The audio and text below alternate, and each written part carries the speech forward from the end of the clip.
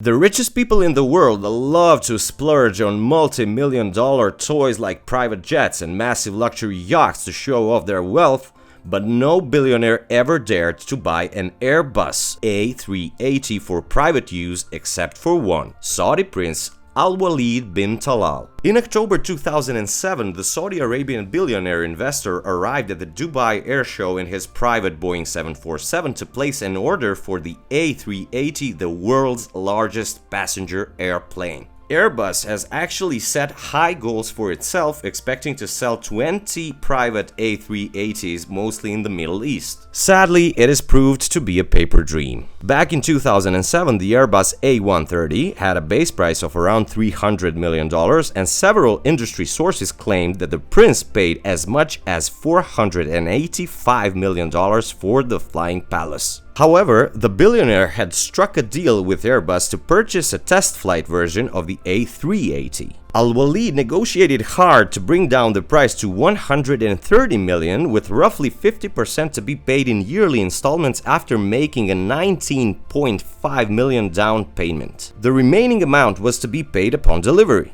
The aircraft manufacturer even agreed upon delivering the aircraft as new, fitted with brand new engines and systems. The company Designed Q was commissioned to design the interior of Prince Alwaleed's flying palace. The A380 that was to join the prince's big collection of private jets, including a Boeing 747 and an Airbus A321, was destined to be outfitted with some really wild features and benefits that were previously unheard of. The commercial version of the A380 has enough space on the inside to accommodate more than 800 passengers. However, the VIP A380's interior plan featured 3 decks, which included a portion of the cargo deck, all connected by an elevator that could drop to the tarmac. The plan also included an onboard garage. The prince also planned a concert hall. Accommodation for the prince and his guests included 20 VIP suites on the main deck and 5 large cabins with king-sized beds and bathrooms on the upper deck. The cargo area of the A380 was to be turned into a relaxation zone, which would include a Turkish bath covered in marble only 2 millimeters thick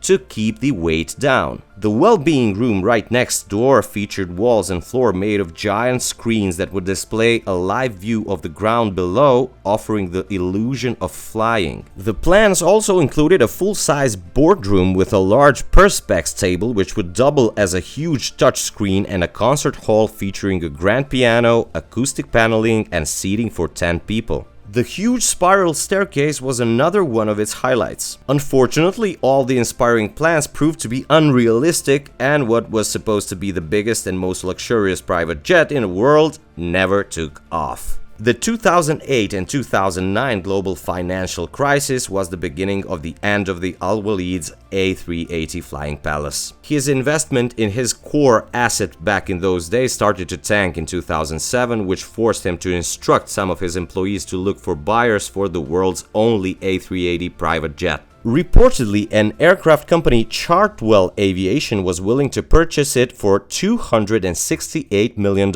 However, Alwaleed wasn't interested to sell the aircraft for anything less than $300 million and turned down the offer.